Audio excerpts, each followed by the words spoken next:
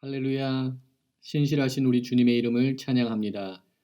12월 3일 목요일 아침, 오늘도 주님의 은혜를 구하며 주님의 보좌 앞으로 나아가는 저희들에게 하나님께서 새로운 힘과 능력, 새로운 은혜 부어주실 줄 믿습니다. 일교차가 심한 시즌입니다. 감기 조심하시기 또한 바랍니다. 오늘 이 아침에는 시편 39편 4절부터 7절까지의 말씀 함께 나누며 새벽기도의 말씀 묵상의 자리로 나가도록 하겠습니다. 여호와여, 나의 종말과 연한이 언제까지인지 알게 하사 내가 나의 연약함을 알게 하소서. 주께서 나의 날을 한 뼘 길이만큼 되게 하시며 나의 일생이 주 앞에는 없는 것 같사오니 사람은 그가 든든히 서 있을 때에도 진실로 모두가 허사뿐이니이다.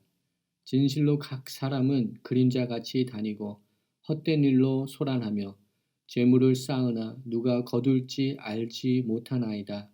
주여, 이제 내가 무엇을 바라리요? 나의 소망은 주께 있나이다. 아멘. 함께 기도하겠습니다.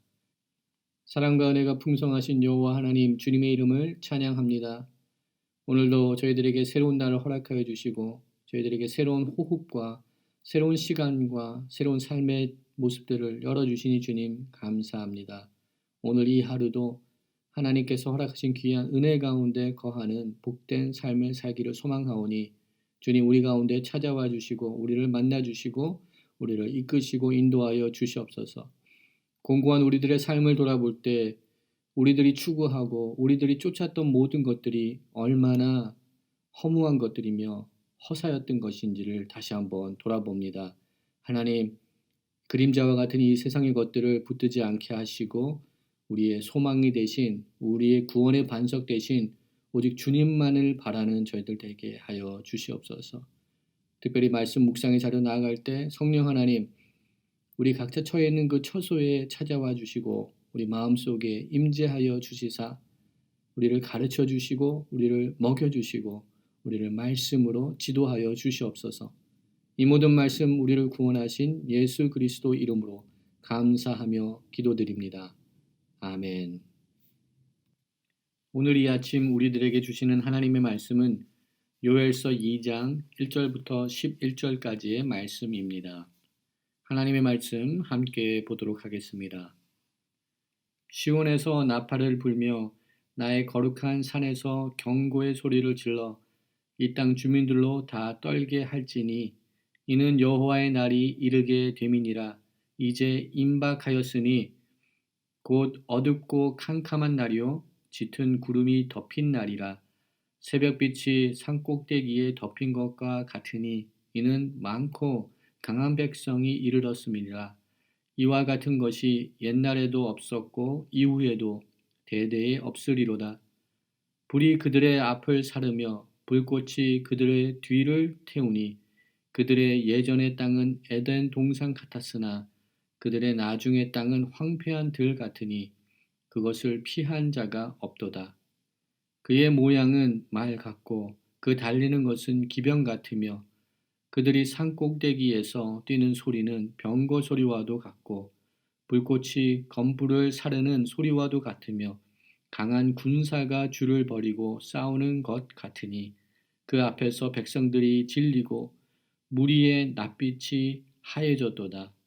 그들이 용사같이 달리며 무사같이 성을 기어오르며 각기 자기의 길로 나아가되 그 줄을 이탈하지 아니하며 피차 부딪히지 아니하고 각기 자기의 길로 나아가며 무기를 돌파하고 나아가나 상하지 아니하며 성중에 뛰며 들어가며 성 위에 달리며 집에 기어오르며 도둑같이 창으로 들어가니 그 앞에서 땅이 진동하며 하늘이 떨며 해와 달이 캄캄하며 별들이 빛을 거두도다.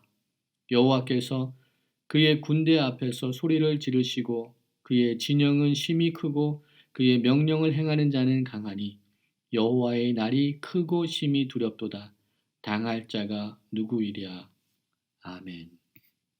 오늘 이 아침에도 어제와 같이 요엘서의 말씀을 함께 나누게 됩니다. 어제 말씀 가운데 나눴던 것처럼 요엘서에서 나타나는 몇 가지 특징들이 있습니다. 그 특징 중에 하나는 요엘서가 기록된 시대적인 배경이 언급되지 않고 있다는 것이 하나의 특징이라고 말씀드렸습니다. 또 다른 특징을 나눈다면 요엘서에서는 이스라엘 백성들이 여호와 하나님 앞에 어떠한 죄를 범하였는지, 어떠한 죄를 지었는지 구체적으로 기록하고 있지 않다는 것이 또 하나의 특징이 될 수 있습니다.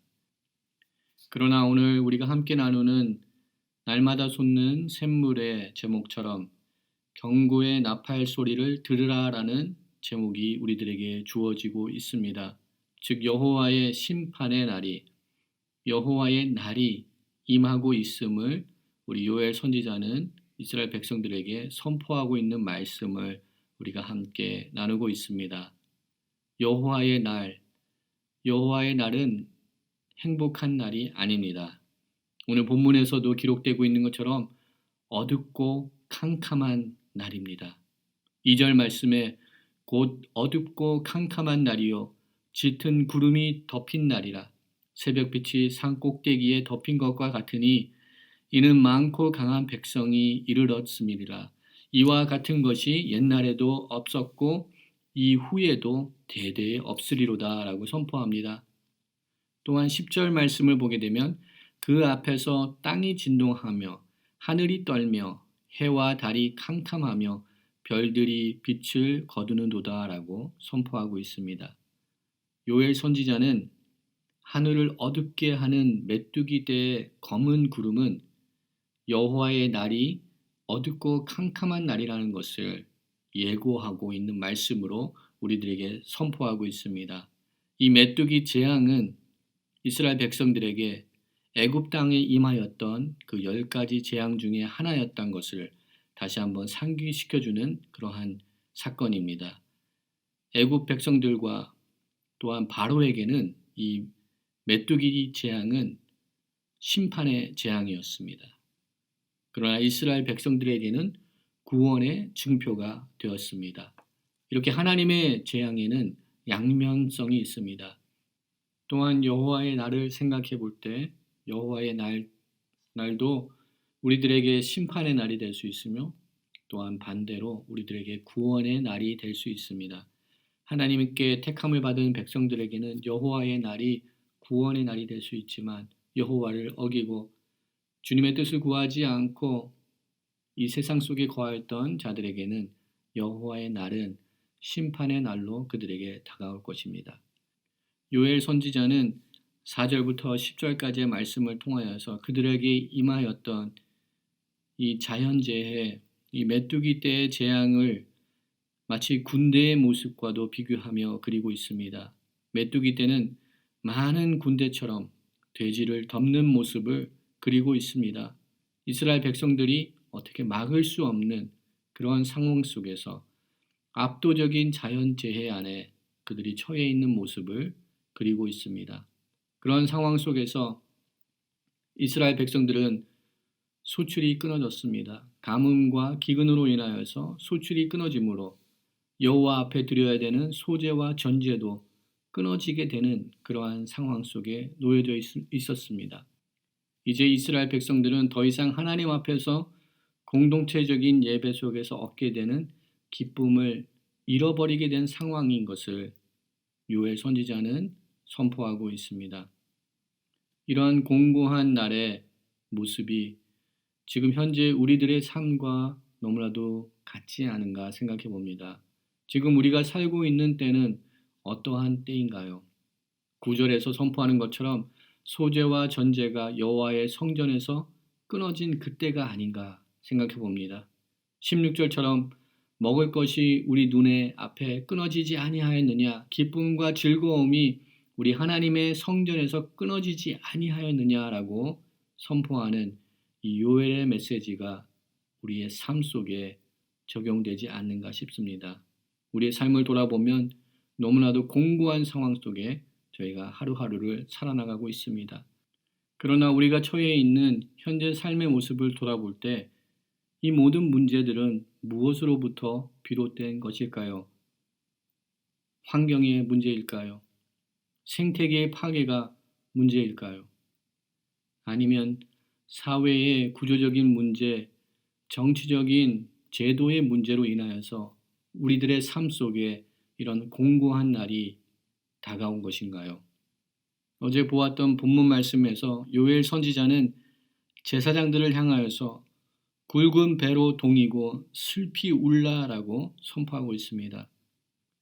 그러나 우리가 본문을 이해할 때 현재 이스라엘 백성들에게 임한 하나님의 심판과 이 여호와의 두려운 날이 제사장들의 잘못된 또한 그들의 죄악으로 비롯하여서 이 하나님의 심판이 이스라엘 백성들에게 임하였다라고 우리는 쉽게 생각하고 판단할 수는 없을 것 같습니다.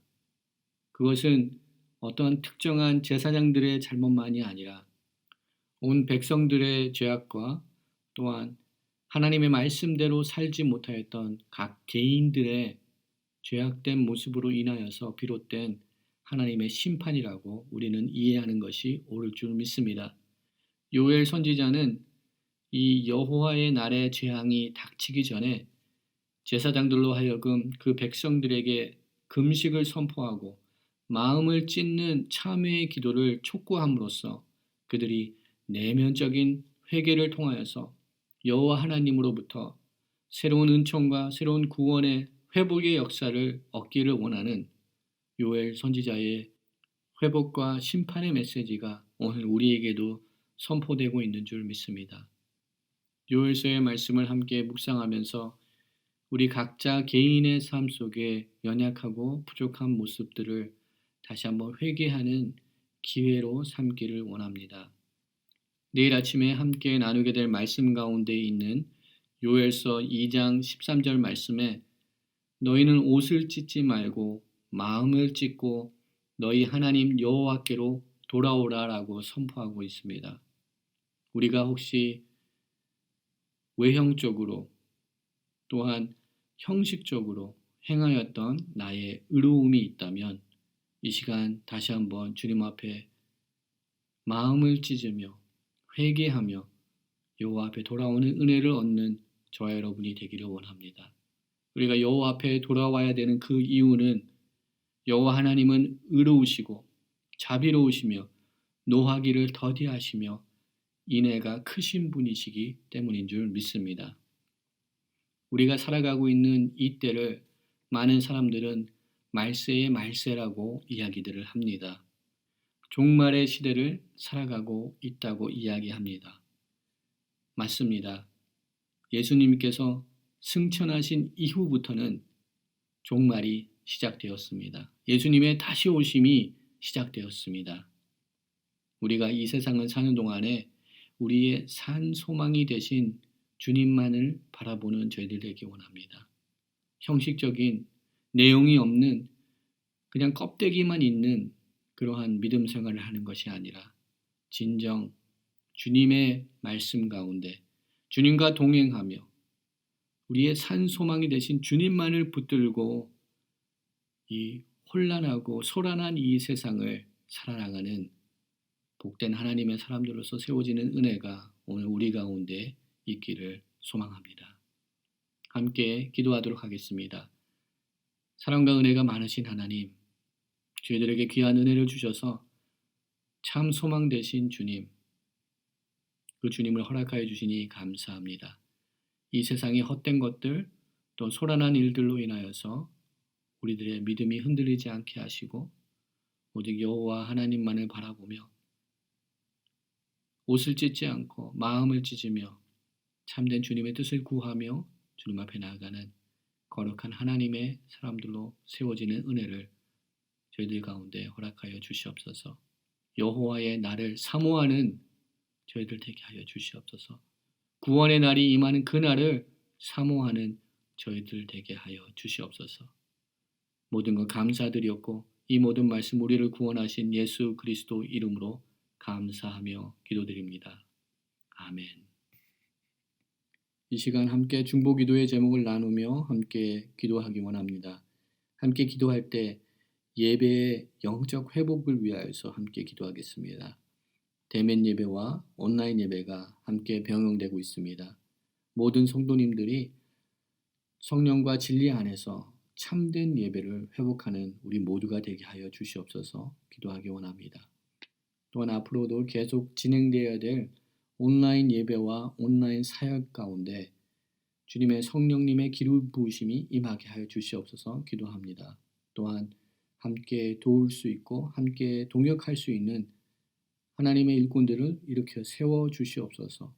우리 이 시간 예배의 영적인 회복을 위하여서 함께 기도하며 나가도록 하겠습니다.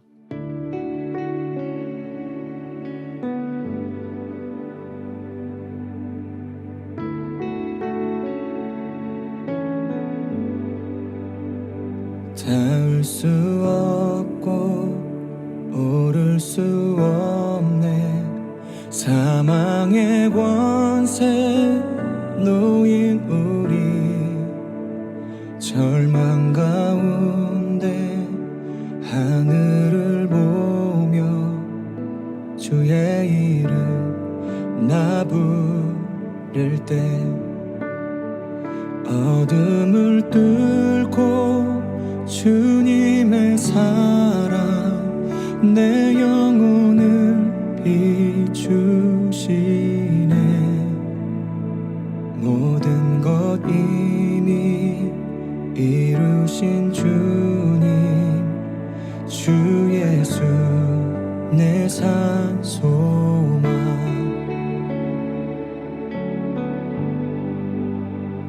위대한 자비 경험 못하며 한없는 은혜 교연 못해.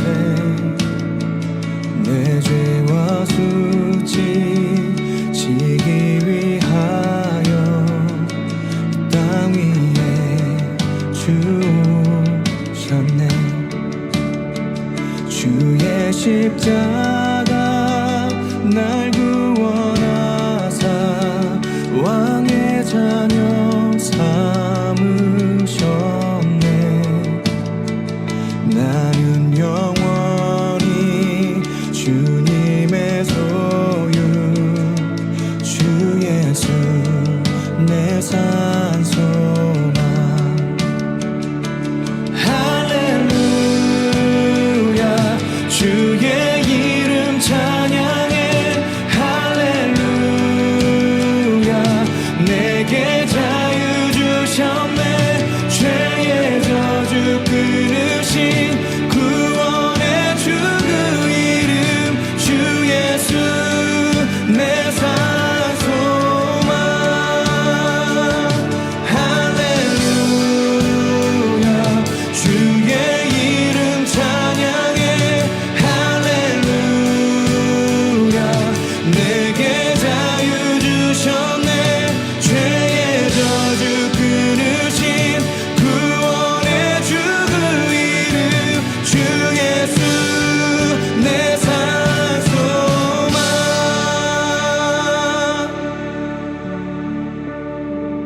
언약의 말씀 이루어진 아침 주님의 호흡 시작됐네. 죽음 이기신 유다의 사자 우리의 주 부활하